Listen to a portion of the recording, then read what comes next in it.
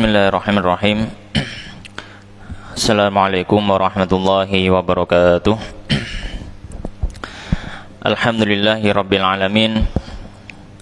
Wabihi nasta'inu wa ala murid dunya wad din.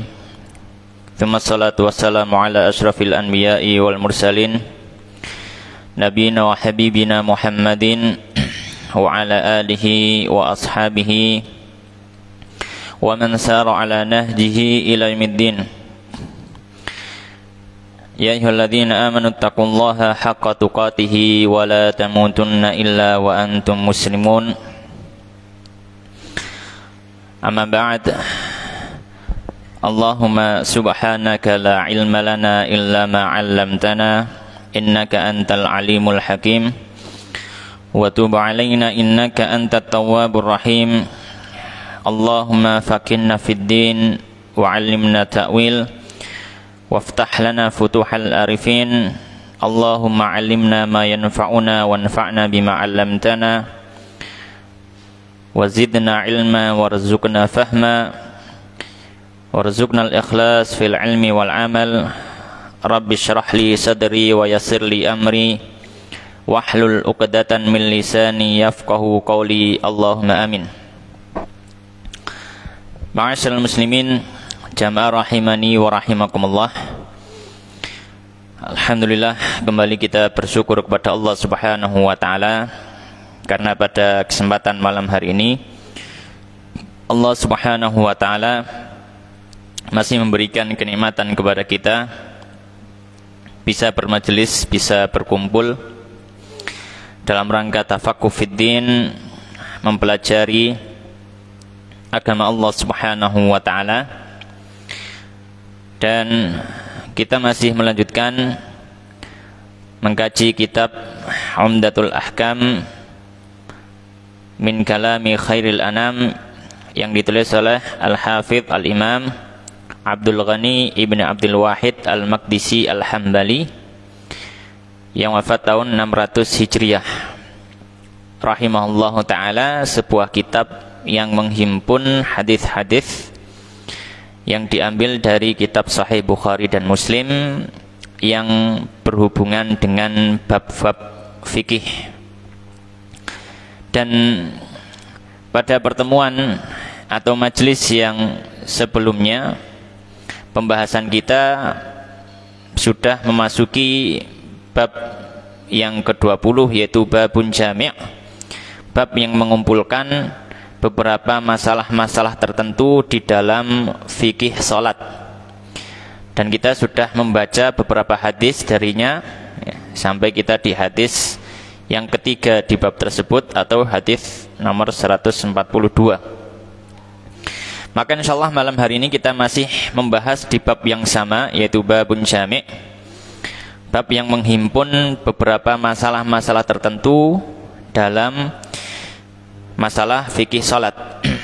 Maka kita mulai dari hadis nomor 143 ya, atau hadis yang keempat di bab ini ya, hadis nomor 143 dan 144 ya. Bismillahirrahmanirrahim. Qala al-musannifu rahimallahu ta'ala wa nafa'ana bi ilmihi fid dunya wal akhirah wa adkhalahu fasiha jannatihi wa taghammadahu bi rahmatihi. Allahumma amin. Wa an Anas ibni Malikin, dari sahabat Anas ibni Malik radhiyallahu ta'ala anhu, qala, beliau mengatakan, qala Rasulullah, bersabda Rasulullah sallallahu alaihi wasallam, man, barang siapa, nasya, yang dia lupa, salatan, suatu salat, fal yusalliha, maka hendaknya dia salat tersebut, idza, ketika dzakaraha, dia mengingat salat itu, wala kafarata, dan tidak ada pengganti laha terhadap salat itu, illa dzalika, kecuali hal tersebut, yaitu kecuali dengan melaksanakan salat. Kemudian Nabi membaca ayat aqimis salata, dirikanlah salat, lidzikri, untuk mengingatku, kata Allah Subhanahu wa taala. Maka hadis Anas bin Malik dengan lafaz ini adalah lafaz Bukhari dan Muslim, disebutkan dalam Sahih Bukhari dan Muslim. Dan dalam riwayat Muslim ada tambahan lafadz, ya, atau ada sedikit perbedaan lafadz. Beliau mengatakan wali muslimin, dan milik Imam Muslim dalam Sahih Muslim saja tanpa ada di Sahih Bukhari. Nabi bersabda, man nasiya salatan, barang siapa yang lupa satu salat, au nama, jadi ada tambahan apa? Nama. Au nama, atau dia ketiduran, atau dia tidur anha dari salat itu, jadi ada tambahan tidur. Fakafaratuha, maka pengganti salat itu adalah an yusalliyaha, dia melakukan salatnya. Idza, ketika dzakaroha, dia mengingat salat tersebut. Maka dua hadis ini, ya, atau mungkin satu hadis dengan dua versi lafadz, ya, dengan dua versi lafadz ini memberikan beberapa pelajaran kepada kita, ya, atau ada beberapa hukum fikih yang bisa kita ambil dari hadis ini. Ya, faedah yang pertama atau hukum fikih yang pertama, bahwasanya orang yang lupa atau tidur sehingga meninggalkan sholat fardu, ya, orang yang lupa atau tidur sehingga dia meninggalkan sholat fardu, ya, maka dia wajib untuk mengqadha'nya ketika waktu sholat sudah habis, ya, ketika waktu sholat sudah habis.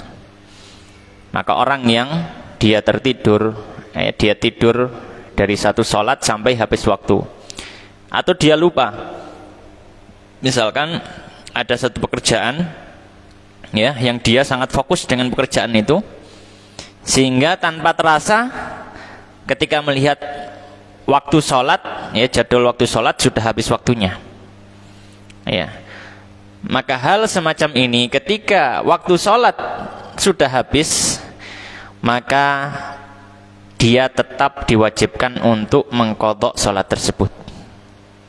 Dalam artian tetap melakukan sholat meskipun waktu sholat sudah habis. Sebagaimana dalam hadis disebutkan, man nasiya sholatan falyusalliha idza dzakaraha wala kaffarata laha illa dzalik. Dalam riwayat Muslim, man nasiya sholatan au nama anha, atau ketiduran, ya, atau tertidur dari sholat tersebut, ya. Maka ini hadisnya secara jelas menjelaskan hal itu, ya. Dan ini sesuai kesepakatan para ulama. Tidak ada seorang ulama pun yang mengatakan kalau orang misalkan ketiduran terlewat sholat kemudian habis waktunya biarkan saja, tidak ada. Atau dia terlupa, ya, kemudian sudah habis waktu sholat kemudian biarkan saja, tidak perlu diqadha, ya, tidak ada ulama yang mengatakan demikian. Tapi ini pelajaran yang pertama, ya, pelajaran pertama. Tapi pelajaran yang kedua, ya, yang bisa diambil dari hadis ini, ya, ada satu masalah dalam fikih sholat. Masalah apa itu? Yaitu bagaimana kalau orang itu meninggalkan sholat wajibnya secara sengaja. Dia tidak lupa, dia tidak ketiduran, dia secara sengaja karena mungkin memang malas, ya, dan seterusnya. Apakah ada kewajiban juga untuk mengqadha, ya? Apakah ada kewajiban juga untuk mengqadha, ya? Maka para fuqaha menyampaikan, para ulama menyampaikan, pendapat jumhur ulama, mayoritas para ulama menyampaikan, ketika orang meninggalkan sholat wajib dan meninggalkan secara sengaja, bukan karena dia lupa atau karena dia ketiduran, maka dia tetap wajib menggantinya. Dia tetap wajib apa? Menggantinya, mengqadha'nya. Ya. Baik. Alasannya apa? Salah satunya adalah juga hadis ini. Ya, dari mana sisi pendalilan diambil dari hadis ini? Para ulama yang menyampaikan, jumhur ulama ini, mayoritas ulama yang menyampaikan kalau orang meninggalkan sholat secara sengaja dia juga tetap wajib mengqadha. Alasannya apa? Alasannya adalah kalau orang yang dia lupa atau tidur sampai terlewat waktu sholat dan dia tidak berdosa saja masih diperintahkan mengqadha, apalagi yang dia sengaja. Yang mana kalau sengaja jelas dosa. Yang pertama, yang tidak sengaja saja disuruh mengqadha, apalagi yang sengaja. Yang tidak ada dosanya saja mengqadha, apalagi yang berdosa. Ya. Maka diistilahkan oleh para fuqaha ini min babil aula. Ya. Min babil aula, atau bahasa yang lainnya adalah mafhumul muwafaqah. Ya. Seperti misalkan dalam kasus Allah menyampaikan wala taqullahuma uffin. Jangan katakan kepada kedua orang tuamu, karena itu bisa menyakiti secara verbal. Maka menyakiti secara verbal tidak boleh. Maka menyakiti secara fisik lebih tidak boleh. Wong dengan ucapan saja tidak boleh, apalagi secara fisik. Maka tidak dikatakan kalau mencela orang tua diharamkan karena dia masuk kategori berdurhaka. Ya, tapi kalau nyaduk nyaduk orang tua enggak. Kenapa? Karena ayatnya enggak nyebut nyaduk, enggak nyebut menendang, kan nyebutnya jangan ucapkan Ya, maka ini tidak benar. Ya, tidak benar. Nah, ini dalam usul fikih disebut dengan pembahasan mafhum al-muwafaqah, ya. Taib. Nah, sebagaimana dalam hadis ini juga, ya.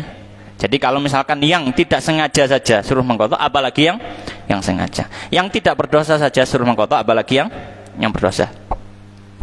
Dan ini pendapat jumhur ulama. Sebagian kecil dari para ulama, ada sebagian kecil dari para ulama, ya. Bahkan Al-Imam Al-Qurtubi sebagaimana dinukilkan oleh Imam Ibnul Mulakin menyebutkan ini pendapat yang agak nyeleneh sedikit gitu ya. Tapi memang ada ulama yang berpendapat ini. Sebagian kecil dari para ulama mengatakan kalau orang meninggalkan secara sengaja tidak perlu mengqadha. Kenapa? Karena hadisnya berbicara kalau dia meninggalkan karena lupa atau tidur. Nah, kalau sengaja yang tidak disebut dalam hadis gitu ya. Jadi sebagaimana disebutkan oleh Imam Al-Qurtubi yang dinukil oleh Ibnu Mulakin, bahwanya pendapat ini adalah qaul syadz, ya, pendapat yang ya agak aneh, menyelisih jumhur dari para ulama. Ada beberapa ulama yang berpendapat demikian. Fa'ala kulli hal, maka orang yang meninggalkan sholatnya dengan sengaja dia tetap mengqadha. Baik. Kemudian pelajaran yang ketiga yang bisa diambil dari hadis ini, ya. Para ulama mengatakan diperbolehkan juga untuk mengqadha salat sunnah yang memiliki batas waktu tertentu.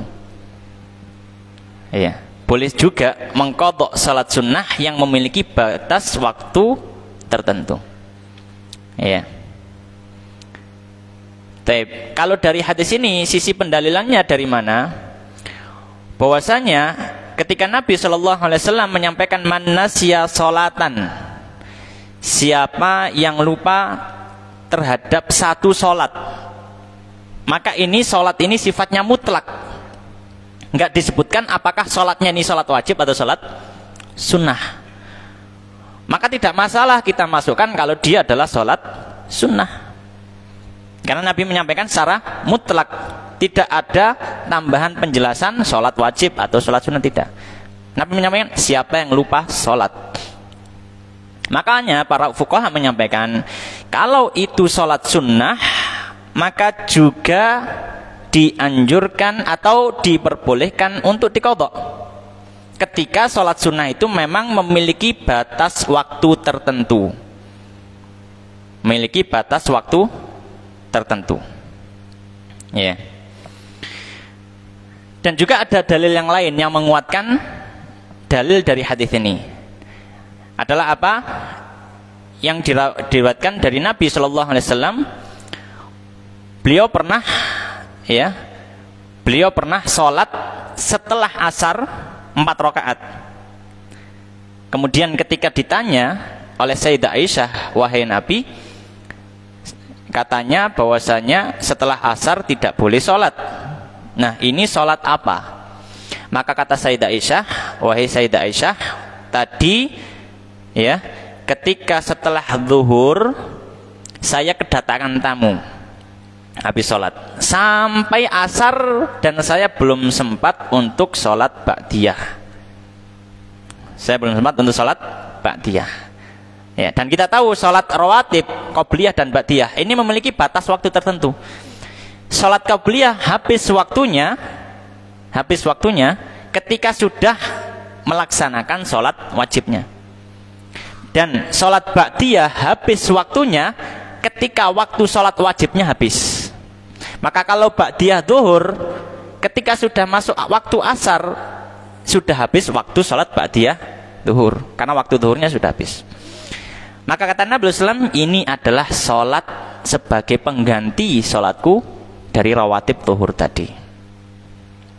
Ya, hadisnya sahih dalam sahihain. Ya, riwayat yang lain juga bahwasanya Nabi Shallallahu Alaihi Wasallam pernah beliau ketika dalam safarnya beliau ketiduran di tengah jalan bersama para sahabat. Ketika sahabat Bilal kalau nggak salah yang disuruh untuk jaga, Bilal nanti kamu bertugas kalau sudah masuk subuh bangunkan kita semua. Qadarullah karena memang capeknya luar biasa, karena keluarnya Nabi itu kan perang ya. Nabi itu kalau keluar dari Madinah ya, pasti ada satu misi yang sangat penting ya. Jarang atau hampir tidak pernah Nabi itu keluar hanya cuma ingin wisata gitu ya, santai-santai, enggak. Nabi ketika itu perang. Ketika sahabat sudah lelah semua, maka Nabi SAW yang pertama kali bangun, dan ketika beliau bangun matahari sudah muncul. Beliau terbangun karena sudah terasa agak terik, sudah terasa agak panas kok padang gitu ya. Ternyata matahari sudah ada. Kemudian baru sahabat semuanya bangun. Maka sahabat Bilal meminta maaf karena apa? Beliau juga ketiduran. Akhirnya apa? Nabi SAW memerintahkan kita pindah tempat dulu sebelum sholat. Kita pindah tempat dulu ya. Ketika pindah tempat, sebelum Nabi mengqadha salat subuhnya karena ketiduran, Nabi sholat qobliyah subuh. Nabi sholat qobliyah subuh ya. Baru setelah itu beliau sholat subuh. Nah, kita tahu sholat qobliyah subuh ini waktunya sudah habis sebenarnya ya. Waktunya sudah habis karena apa? Sudah tidak ada waktu subuh, karena itu di luar apa? Di luar waktu subuh, tapi Nabi tetap melaksanakannya. Ta'ala kulli hal, pelajaran ketiga dari hadis ini para fuqaha menyampaikan ya, dan juga diperbolehkan bahwasanya orang itu mengqadha salat sunnah ketika salat sunnah itu memiliki batas waktu yang sudah ditentukan. Ya, batas waktu yang sudah ditentukan. Tapi kalau salat sunnah itu alasannya adalah sebab tertentu, bukan waktu, tapi sebab. Ya. Jadi ada sebabnya. Kenapa? Misalkan sholat gerhana. Itu kenapa kok orang sholat gerhana? Karena ada sebab. Apa sebabnya? Gerhana. Ya. Orang sholat sunnah wudhu. Ya. Itu ada sebabnya. Apa sebabnya? Karena dia wudhu. Orang sholat tahiyatul masjid. Kenapa sebab? Apa sebab? Kenapa kok dia tahiyatul masjid? Ada sebab, bukan waktu tapi sebab. Yaitu apa? Masuk masjid. Maka kalau orang sholat sunnah yang dia itu bukan karena waktu tertentu, tapi karena sebab tertentu, maka tidak disunahkan untuk diqadha ketika sudah terlewatkan. Tidak disunahkan untuk diqadha ketika sudah apa? Terlewatkan. Ya. Baik. Kenapa para fuqaha menyampaikan? Nah, kenapa? Ya. Yang pertama karena memang dari dalil yang ada yang disebutkan itu sholat sunnah yang ada waktu tertentu. Kemudian yang kedua, kalau sholat sunnah yang alasannya adalah karena sebab tertentu, terus kok dia bisa dilaksanakan di luar sebabnya, maka seolah-olah sebab nggak ada fungsinya. sebabnya tidak ada fungsinya. Ya, kenapa? Ya karena misalkan dia bisa dilakukan di luar sebabnya, berarti apa fungsinya sebab itu? Ya, ya sudah nggak usah sebab saja gitu ya. Maka para ulama menyampaikan bahwasanya kalau dia adalah karena sebab tertentu, maka dia tidak dianjurkan untuk diqadha, atau tidak ada kesunahan, tidak disyaratkan untuk qadha. Makanya ketika kita pertemuan sebelumnya ketika membahas salat tahiyatul masjid, para fuqaha menyampaikan kalau orang itu sudah dengan sengaja dia masuk masjid kemudian duduk, maka ya dia sudah tidak disunahkan lagi untuk apa? Untuk berdiri salat tahiyatul masjid. Kenapa?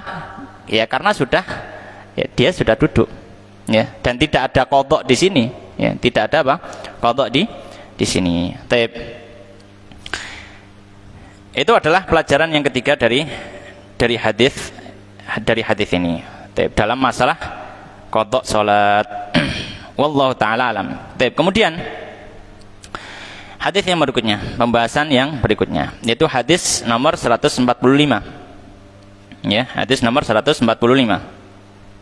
Atau hadis kelima dalam bab ini. Qala wa an Jabir ibni Abdullah, dari sahabat Jabir bin Abdullah radhiyallahu taala anhu, anna Mu'adz ibni Jabal, bahwasanya sahabat Mu'adz ibni Jabal radhiyallahu taala anhu, kana yusalli, beliau pernah salat ma'a Rasulillah, bersama Rasulullah sallallahu alaihi wasallam, Isya al-akhirati, di salat Isya terakhir. Maksudnya salat Isya terakhir yaitu salat Isya. Ya. Karena sebagian fuqaha menyebutkan salat maghrib dan salat Isya disebut dengan dua salat Isya. Maka salat Isya pertama salat maghrib, salat Isya terakhir yaitu salat Isya. Maka di sini sahabat Mu'adz bin Jabal pernah salat Isya bersama Nabi sallallahu alaihi wasallam. Jadi beliau makmum. Tsumma, kemudian yarji'u ila qaumihi, sahabat Mu'adz pulang ke kampungnya, pulang ke komplek daerah rumahnya. Fayusalli bihim, lalu beliau mengimami orang-orang di situ, kaumnya, tilkas salata, di salat yang sama yaitu salat Isya. Ya, di salat yang sama yaitu salat Isya. Taib. Maka ya, hadis ini memberikan beberapa pelajaran. Ya, memberikan beberapa pelajaran. Atau faedah yang pertama, hadis ini membahas atau menjadi landasan dalam satu masalah fikih salat. Apa itu? Yaitu tentang masalah bolehkah seseorang mengulangi salat yang sudah dia lakukan. Bolehkah seseorang mengulangi salat yang sudah dia lakukan? Ya. Ketika membahas hadis ini. Dan juga hadis yang lain, ya. Maka kita sampaikan, diperbolehkan seseorang, diperbolehkan, hukumnya apa? Diperbolehkan dan bisa disunahkan, ya, disunahkan seseorang untuk mengulangi salat yang sudah dia lakukan dengan beberapa syarat. Ya, dengan beberapa syarat. Ya. Syarat yang pertama, ya, salat itu adalah salat wajib atau salat sunnah yang dikerjakan secara berjamaah, atau salat sunnah yang disunahkan untuk dikerjakan secara berjamaah. Ya. Maka misalkan ada orang sudah salat Isya, seperti kasusnya sahabat Mu'adz. Ya, sudah salat Isya bersama jamaah. Kemudian ada orang baru yang dia ingin apa? Salat. Maka diperbolehkan bagi kita untuk mengulangi salat kita dan salat bersama orang tersebut, salat Isya yang kedua. Ya, diperbolehkan. Ya, dan bahkan para fuqaha menyampaikan disunahkan karena ini ya membantu saudara kita untuk mendapatkan fadilah berjamaah. Termasuk juga salat sunnah yang disunahkan untuk berjamaah. Seperti apa? Salat Id. Ya. Seperti salat Id. Ya. Misalkan kita ya salat Id di satu tempat. Ya, salat Id di satu tempat. Kemudian habis salat Id kita langsung pergi ke tempat yang lain, misalkan kita langsung mengunjungi orang tua lah misalkan. Ternyata di sana belum mulai pelaksanaan salat Id. maka kita juga diperbolehkan untuk mengulangi apa? Salat Id yang sudah kita lakukan sebelumnya. Ya. Alasannya apa? Alasannya adalah dikiaskan kepada salat wajib, karena salat wajib itu adalah salat yang hendaknya dilakukan secara berjamaah, dan salat sunnah yang disunahkan untuk berjamaah juga serupa dengan salat wajib. Ya.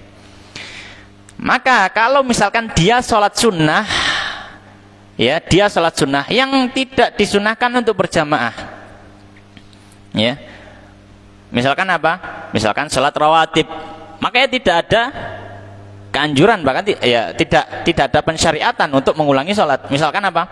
Salat qobliyah subuh misalkan, maka nggak boleh ngulangi habis salat qobliyah subuh salat lagi, nggak boleh. Ya. Atau misalkan apa? Misalkan salat duha, ya, salat duha. Sebagian para ulama menyampaikan bahwasanya maksimal kalau salat duha adalah 12 rakaat, ya, maksimal. Ya, maka ketika itu kita ulangi lagi salat duhanya. Nah, para ulama mengatakan ya tidak. Atau misalkan salat witir, ya, salat witir, maka tidak diulangi, ya, dan seterusnya. Baik, jadi syarat yang pertama dia adalah salat wajib atau salat sunnah yang disunahkan untuk apa? Berjamaah. Kemudian syarat yang kedua, diperbolehkan dan disunahkan orang mengulang salat, ya, mengulang salat, ya, jika salatnya yang pertama itu dihukumi sah. Kenapa? Karena kalau sholat yang pertama itu dihukumi batal, secara asal dia masih harus melakukan sholat itu.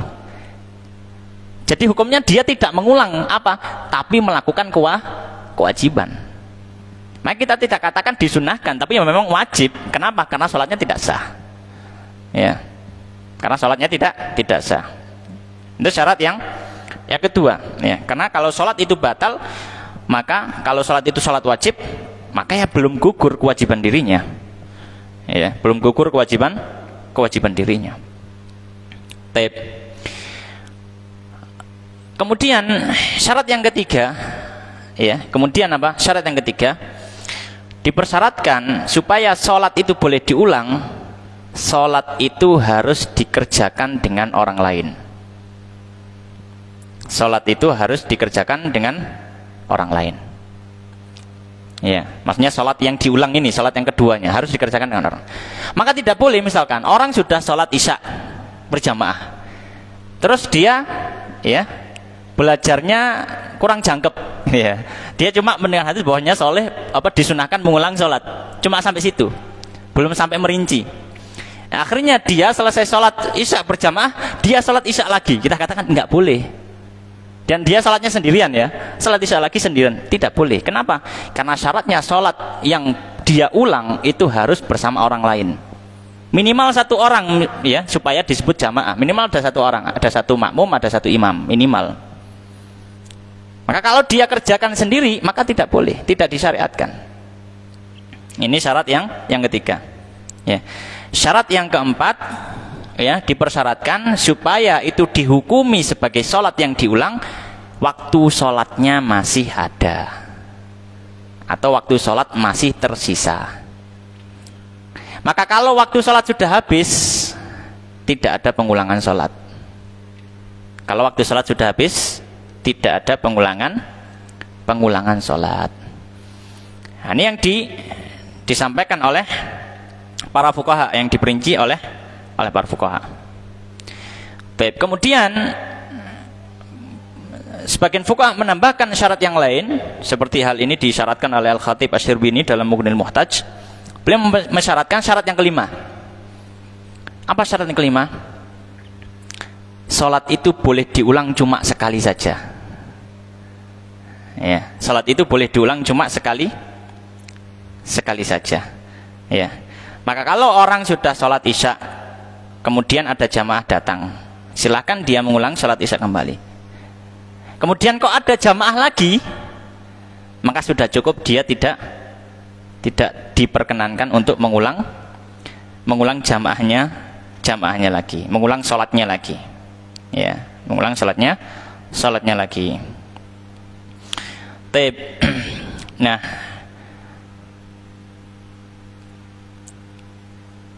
taib. Dasar dari masalah ini tentang kebolehan mengulang sholat adalah apa yang diriwayatkan dari sahabat Mu'adz bin Jabal tadi, dan juga ada riwayat yang lain. Ya, ada riwayat yang lain yang disebutkan oleh Imam Tirmidzi dalam Sunan Tirmidzi, dan juga selainnya para fuqaha juga para ahli hadis mensahihkan hadisnya bahwasanya suatu ketika Nabi SAW setelah selesai sholat didapati ada 2 orang di masjid dan mereka sedang kelihatan duduk-duduk nggak ikut sholat. Maka dipanggil oleh Nabi SAW, kemudian ditanyai, kenapa kalian tidak ikut sholat berjamaah? Ya, maka mereka mengatakan, ya Rasulullah, qad shallaina fi rihalina. Oh ya Rasulullah, kami sudah sholat di tempat kami. Kami sudah selesai sholat. Ya. Maka kata Nabi SAW, idza shallaituma fi rihalikuma thumma ataituma masjida jama'atin. Jika kalian sudah sholat di tempat kalian, kemudian kalian datang ke masjid, terus di situ ada jamaah, fal yusalliyaha ma'hum, silahkan atau hendaknya kalian ikut sholat bersama mereka juga. Fa innaha lakuma nafilah, dan sholat itu nanti dihukumi sebagai sholat sunnah bagi kalian. Kenapa? Karena sholat wajibnya sudah selesai. Ya. Ini menjadi dalil juga bahwasanya disunnahkan atau diperbolehkan mengulang sholat. Taib. Kemudian, ma'asyiral muslimin jamaah rahimani wa rahimakumullah. Pelajaran yang kedua dari hadis ini. Ya. Pelajaran yang kedua dari hadis ini. Hadis ini juga menjadi dalil. Juga menjadi dalil bahwasanya tidak dipersyaratkan sholatnya imam dan sholatnya makmum harus sama persis. Tidak dipersyaratkan sholatnya imam dan sholatnya makmum harus sama. Selama bentuk sholatnya sama, maka tidak menjadi masalah kalau hukum sholatnya berbeda. Yang satu wajib, yang satu sunnah. Yang satu qadha, yang satu tidak qadha. Dan juga tidak menjadi masalah ketika berbeda jumlah rakaat. Yang satu 2 rakaat, yang satu 4 rakaat. Intinya adalah tidak dipersyaratkan sholat imam dan sholat makmum harus sama persis. Yang penting apa? Yang penting tata cara atau sifat sholatnya sama. Yang penting tata cara atau sifat sholatnya sama. Dari mana sisi pendalilannya? Di sini kita tahu, ya, bahwasanya sahabat Mu'adz ketika pulang ke kampungnya, ke tempat tinggal beliau, maka beliau sudah selesai sholat wajib. Dan sholat kedua, sebagaimana dalam hadis yang lain yang tadi yang diriwayatkan Imam Tirmidzi, bahwasanya sholat kedua itu dihukumi sebagai sholat sunnah. Dan di sini posisinya sahabat Mu'adz menjadi imam. Maka ketika itu sahabat Mu'adz sholatnya sholat sunnah, jamaahnya sholat wajib, karena dia dihukumi sunnah. Ya, jamaahnya sholat wajib. Ya. Maka tidak masalah ketika mungkin ada makmum selesai sholat wajib, kemudian dia sholat sunnah. Terus ada jamaah yang telat datang bermakmum pada kita, dia pengen sholat wajib. Nah, kita sedang sholat sunnah ini. Ya, gimana? Apakah kita batalkan atau gimana? Para fuqaha menyampaikan tidak perlu, lanjut saja. Duh, beda sholat, saya sholat sunnah, saya sholat ba'diyah. Nah, ini sholat wajib, tidak masalah. Tidak masalah. Selama apa? Selama bentuk sifat atau sifat dari sholat tersebut sama. Nah, kalau bentuknya berbeda, tata caranya berbeda, sifatnya berbeda, maka tidak boleh. Para fuqaha memberikan contoh, misalkan apa? Sholat jenazah. Ini sudah beda, sudah nggak ada ruku, nggak ada sujud, ya beda. Maka nggak boleh ada orang yang sholat jenazah kemudian kita makmum sholat duhur, ya nggak boleh. Ya, ini nyalahi aturan ini. Ya, tidak diperbolehkan. Salahnya tidak dianggap sah. Kenapa? Karena sudah beda bentuk. Sudah beda apa? Sudah beda bentuk. Tapi selama bentuknya sama maka diperbolehkan. Nah, ini adalah adalah faedah daripada hadis ini, faedah yang kedua. Sebagaimana kita nukilkan, ya, kita nukilkan apa yang disampaikan oleh Imam Ibnu Atthar. Beliau mengatakan fanaqulu bi jawazi ikhtilafi niyatil imam wal ma'mum mutlaqan li hadits Mu'adz. Beliau mengatakan, kita katakan boleh niatnya imam berbeda dengan niatnya makmum. Ya, karena hadis ini hadisnya Mu'adz. Fayajuzu iqtida'ul muqtaridi bil mutanafil wa aksuhu wal qadhi bil muaddi wa aksuhu. Beliau mengatakan maka boleh orang yang salat wajib bermakmum pada orang yang salat sunnah. Boleh juga orang yang mengqadha bermakmum kepada orang yang tidak qadha. Dan begitu pun sebaliknya. Ya, sawa'un ittafaqat as-salatan amla. Ya. Sama saja apakah sholatnya itu sama dalam artian jumlah rakaatnya, ya, ataupun berbeda, ya, tidak masalah. Selama apa? Selama bentuknya atau sifat sholatnya itu apa? Sama, taib, dan seterusnya. Kemudian hadis berikutnya, hadis yang nomor 146, ya, atau hadis yang ke-6 dalam bab ini. Bismillahirrahmanirrahim. Qala al-musannifu rahimahullahu taala wa an Anas bin Malik, dari sahabat Anas bin Malik radhiyallahu taala anhu, beliau mengatakan qala kunna nusalli, bahwasanya kami salat ma'a Rasulillah, bersama Rasulullah sallallahu alaihi wasallam, fi syiddatil har, pada waktu panas yang sangat-sangat terik, ya. Fa idza lam yastati', maka apabila tidak mampu ahaduna, salah seorang dari kami, an yumakkina, untuk meletakkan jabhatahu, keningnya, minal ard, ke tanah, basata thawbahu, maka dia menghamparkan kainnya atau pakaiannya, ya, jadi beber gitu ya. Untuk apa? Untuk melindungi keningnya supaya nggak langsung nyentuh apa? Tanah, ya. Kenapa? Karena panas, saking panasnya. Fasajada alaihi, lalu dia sujud di atas kainnya tadi atau pakaiannya, ya. Baik,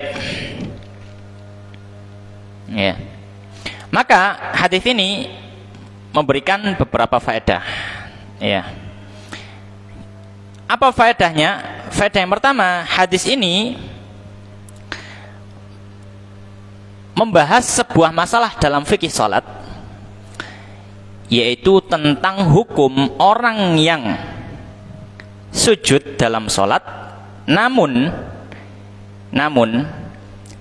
kulit dahinya terhalang dari secara langsung menyentuh tempat salatnya, ya, terhalang secara langsung dari menyentuh tempat sholatnya, ya.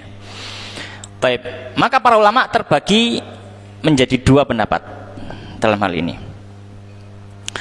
Baik, pendapat yang pertama, bahwasanya orang yang sholat kemudian dia sujud dan dahinya ini terhalang dari langsung menyentuh tempat sholatnya, terhalang sesuatu dari pakaian yang dia pakai, ya, pakaian yang dia pakai.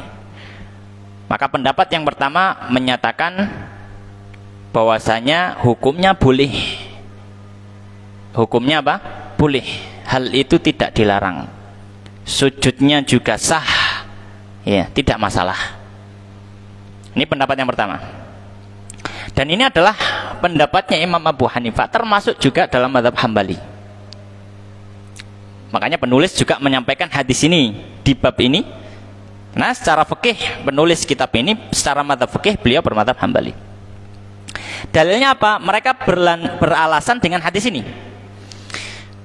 Hadis ini bercerita bahwasanya ketika dulu para sahabat sholat, ya, sahabat apa? Sholat. Makanya berarti ini di luar bangunan, ya, entah itu ketika safar atau apa. Karena kalau di bangunan kan sudah ada atapnya. Nah, ini di luar bangunan. Kemudian sholat kok pas panas-panasnya matahari, sehingga gurun atau tanah itu sangat panas. Kemudian kalau ditaruh keningnya ini langsung bersentuhan dengan tanah itu, ya, panas.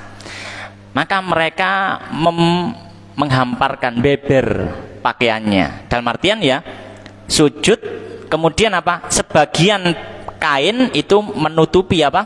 Keningnya sehingga tidak langsung bersentuhan dengan tanah. Ya. Ini pendapat yang pertama, bahwasanya tidak dipermasalahkan. Ya, tidak dipermasalahkan. Ya. Kenapa? Karena sahabat melakukan. Ya, karena sahabat apa? Melakukan. Nah, ini pendapatnya Imam Abu Hanifah, pendapatnya Imam Muhammad juga. Pendapat yang kedua.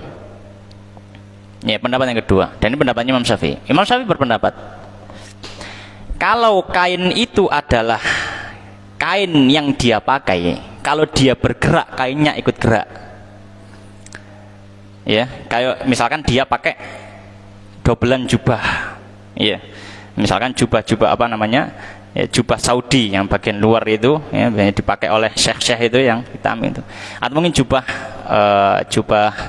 misalkan jubah Yaman yang bagian luar ya, itu kan dobelan biasanya tanpa ada apa namanya resleting atau kancingnya ya. Atau yang semisalnya, atau misalkan imamah ada zailnya, ada ekornya ya, ekornya agak panjang misalkan. Kemudian dia sujud kok dahinya ditutupi pakai itu. Atau misalkan dia pakai imamah ini kan dia pakai, kemudian apa? Seluruh dahinya tertutup, seluruh dahinya ya. Sehingga dia sujud ini dahinya kulit dahinya nggak nempel di tempat sujud, tapi apa? Yang nempel imamahnya. Atau mungkin pakai kainnya tadi, kainnya dibuat menghalangi. Kata Imam Syafi'i, kalau dia sujud kemudian dahinya terhalang dengan kain yang dia pakai, sujudnya tidak sah. Kata Imam Syafi'i, sujudnya tidak sah. Nah, apa alasannya Imam Syafi'i? Hadisnya jelas. Hadisnya jelas. Imam Syafi'i berpendapat, beralasan dengan hadis sahabat yang lain. Ya, ngedu sahabat, musuh sahabat ini. Ya enggak, maksudnya ya apa namanya, ada penjelasannya. Imam Syafi'i beralasan dengan dalil yang lain. Di antaranya ada 3 sahabat. Yang pertama sahabat Ali, yang kedua sahabat Ibnu Umar, yang ketiga sahabat Ubadah bin Somit. Yang pertama hadisnya sahabat Ali radhiyallahu ta'ala anhu dalam riwayat yang disebutkan Imam Baihaqi dalam Sunan Kubra. Ya, beliau menyampaikan, idza kana ahadukum yusalli falyahsir al-imamata an jabhatihi. Kalau salah seorang dari kalian salat, maka hendaknya dia singkap ya, dia angkat imamahnya dari kening. Jadi apa ya, didongakkan gini ya, agak didongakkan ya. Baik. Itu ucapannya sahabat Ali ya. Ini fatwanya sahabat Ali. Baik. Yang kedua, riwayat dari sahabat Ibnu Umar. Riwayat dari sahabat Ibnu Umar. Diriwayatkan kana idza sajada Ibnu Umar wa alaihi al-imamah yarfa'uha hatta yad'a jabhatahu bil ard. Kata seorang tabi'in yang biasa bersama sahabat Ibnu Umar, beliau mengatakan bahwasanya sahabat Ibnu Umar ini sudah menjadi kebiasaannya, kalau sholat terus kok dia pakai imamah, maka kalau sholat beliau akan angkat imamahnya dari apa? Dari keningnya. Supaya apa? Sehingga dia meletakkan kulit keningnya langsung ke tanah tempat sholat. Sahabat Ibnu Umar. Yang ketiga sahabat Ubadah bin Somit.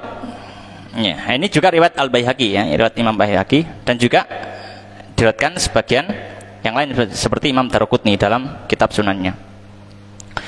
Hadis yang lain dari riwayat sahabat Ubadah bin Somit radhiyallahu ta'ala anhu, bahwasanya diriwayatkan ya, seorang tabi'in mengatakan annahu kana idza qama ila shalah, bahwasanya sahabat Ubadah bin Somit ini ketika beliau sholat hasaral imamata an jabhati, beliau angkat imamahnya dari keningnya ya.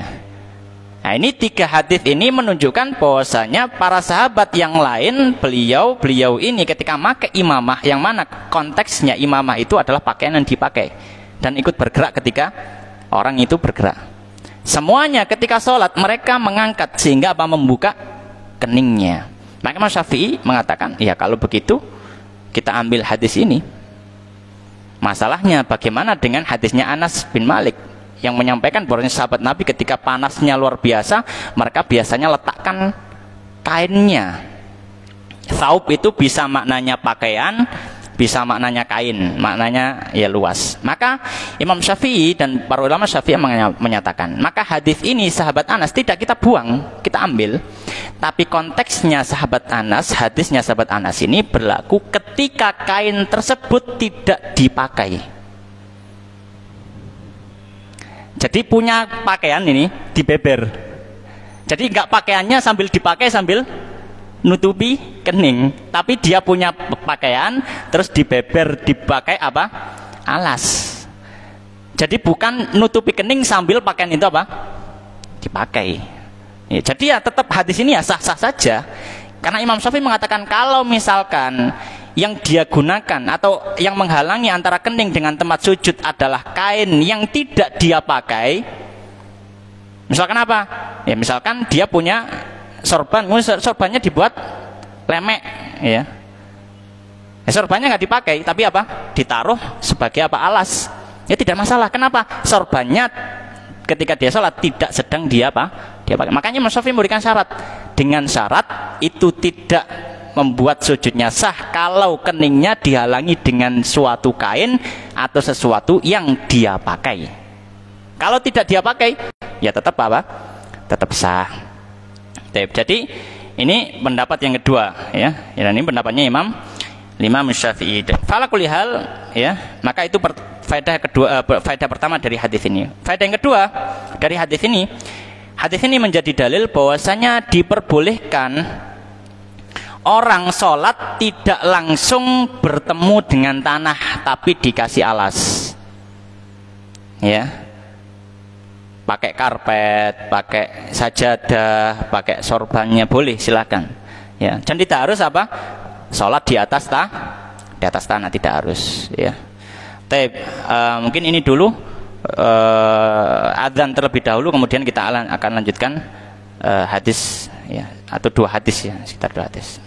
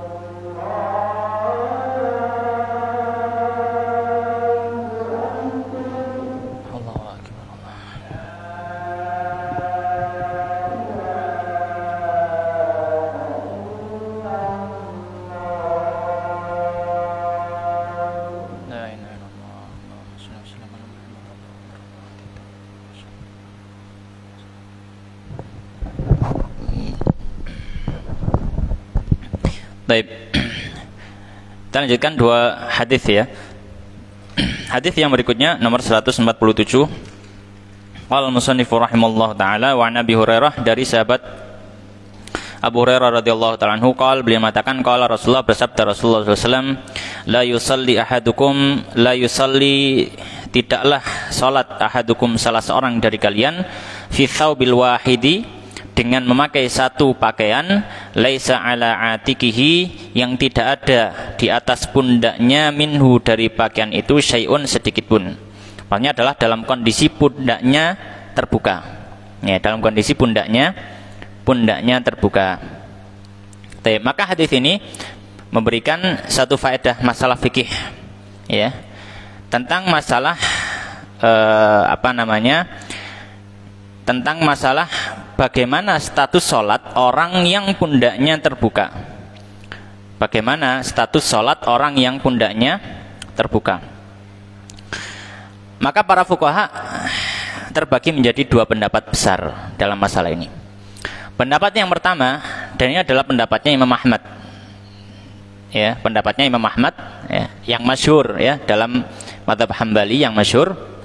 Beliau mengatakan kalau orang sholat kemudian dia secara sengaja membuka pundaknya padahal dia mampu untuk menutup pundaknya ini, maka beliau mengatakan sholatnya tidak sah. Ya, sholatnya tidak sah. Ya, jadi dalam hal ini sebenarnya Imam Ahmad itu punya dua riwayat pendapat sebenarnya. Ya, pendapat yang satu mengatakan tidak sah, yang satu mengatakan sah tapi berdosa, gitu ya. Cuma kita pakai yang masyhur, ya, sebagaimana disebutkan oleh Imam Ibnu Atthar. Ya, bahwasanya sholatnya tidak sah. Alasannya apa hadis ini? Nabi mengatakan la yusalli ahadukum fi thawbil wahid laisa ala atikihi minhu syai'un. Tidaklah sholat seseorang dari kalian dengan memakai satu kain saja, satu pakaian saja, dan dia tidak menutupi pundaknya. Maka secara jelas Nabi menafikan sholatnya orang semacam ini. Nabi secara jelas menafikan, meniadakan sholatnya orang semacam ini. Pendapat yang pertama. Tapi pendapat yang kedua, ini pendapatnya Imam Syafi'i dan juga jumhur dari ulama.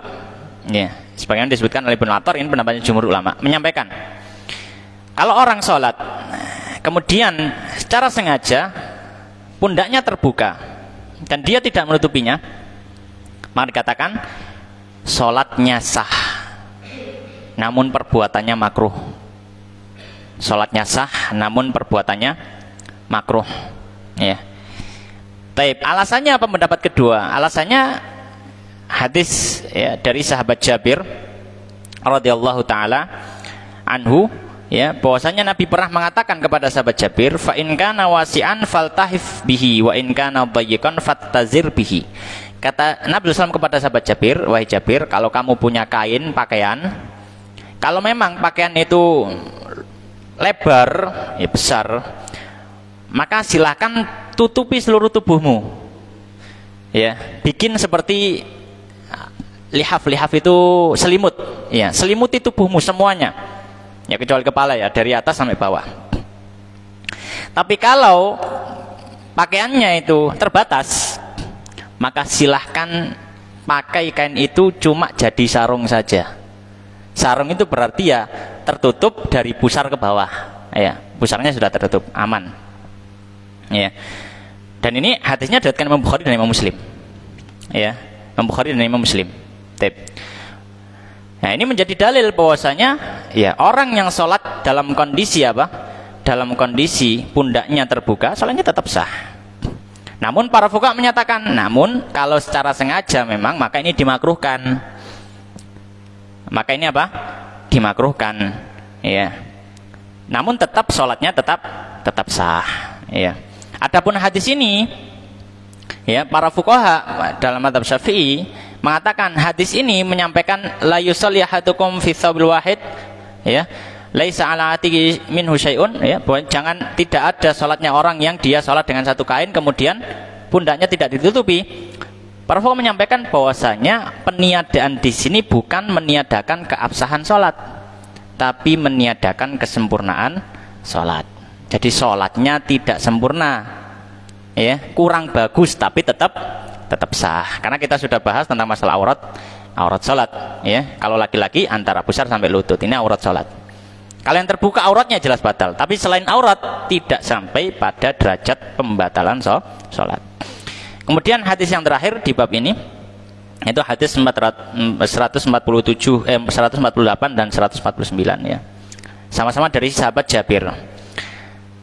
Qala wa an Jabir bin Abdullah, dari sahabat Jabir bin Abdullah radhiyallahu taala anhuma, anin Nabi, dari Nabi sallallahu alaihi wasallam, annahu qala, beliau mengatakan, man akala thuman, siapa yang makan bawang putih, ya, au basalan, atau bawang bombay, ya, basal bawang bombay, falyatazilna, maka hendaknya dia menjauhi kami, au liyatazil masjidana, atau hendaknya dia jauhi masjid kami, wal yaq'ud fi baitihi, dan silahkan dia duduk di rumahnya saja.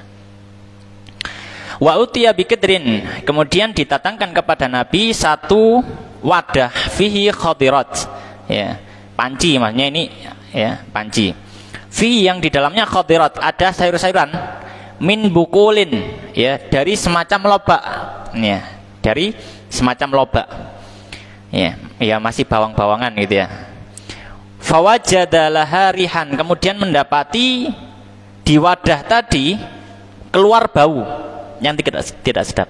Fasa'al, maka Nabi bertanya, faukhbira, maka diberitahu, bima fiha, apa yang ada di dalam wadah tadi atau ada dalam panci tadi, minal bukuli, bahwasanya itu adalah lobak tadi atau bawang-bawangan. Faqala, maka Nabi mengatakan, qarribuha ila ba'di ashabihi, berikan wadahnya itu, makanan itu kepada sahabat-sahabatku lainnya saja, ya. Falamma ra'ahu, maksudnya Nabi enggak kerso gitu, enggak mau, jadi geser aja gitu.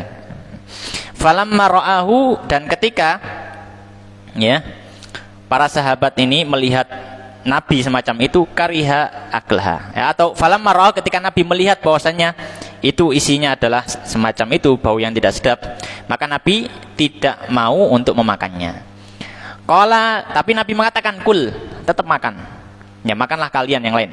Fa inni unaji man la tunaji, sungguhnya aku ini berbicara kepada yang kalian tidak berbicara kepadanya, yaitu, ya, Nabi sallam, ya, selalu dekat dengan Allah Subhanahu wa taala, ya, beliau selalu zikir dan seterusnya, ya. Hadis 149, wa an Jabir, dari sahabat Jabir juga radhiyallahu taala anhuma, anna Nabi, bahwasanya Nabi sallallahu alaihi wasallam, beliau mengatakan, man akala thuma, siapa yang makan bawang putih, awil basal, atau bawang bombay, awil qurrath, ya, atau daun bawang, ya, daun bawang, ya, daun bawang peri, fala yaqrabanna masjidana, maka janganlah mendekati masjid kami. Fa innal malaikata, karena sungguhnya malaikat, tata'adza, ya, merasa terganggu, bima yata'adza, mimma yata'adza, dengan apa-apa yang merasa terganggu, minhu, darinya, banu Adam, manusia. Jadi malaikat terganggu sebagaimana manusia juga terganggu ketika ada apa yang tidak sedap. Maka di sini memberikan pelajaran kepada kita, ya. Pelajaran yang pertama, bahwasanya bagi orang yang memakan makanan yang tidak sedap, yang maksudnya menghasilkan bau mulut yang tidak sedap, ya, termasuk di sini, ya, bawang putih, bombay, atau yang semisalnya yang menghasilkan bau yang tidak sedap, ya, maka ini menjadi uzur, dia tidak menghadiri jamaah, dan dia baru boleh, atau dia boleh untuk menghadiri jamaah dengan syarat baunya sudah dihilangkan dari mulutnya dengan semacam siwak, atau mungkin sekarang dengan sikat gigi. Yang penting apa? Baunya hilang. Atau mungkin dengan makan permen misalkan, kalau sekarang kan banyak penghilang bau mulut, ya. Jadi secara asal kalau misalkan orang makan makanan yang menghasilkan bau yang tidak sedap dari mulutnya, maka ini menjadi udzur, dia tidak menghadiri sholat jamaah, ya, dan dia, ya, diperbolehkan menghadiri sholat jamaah ketika apa? Baunya sudah dia hilangkan, ya. Bab ini yang pertama. Kemudian pelajaran kedua, makanan-makanan yang sudah disebutkan oleh Nabi, ya, bawang putih, bombay, dan seterusnya, hukumnya adalah halal dan boleh dimakan. Bukan berarti apa? Tidak boleh dimakan. Hukumnya halal dan boleh dimakan.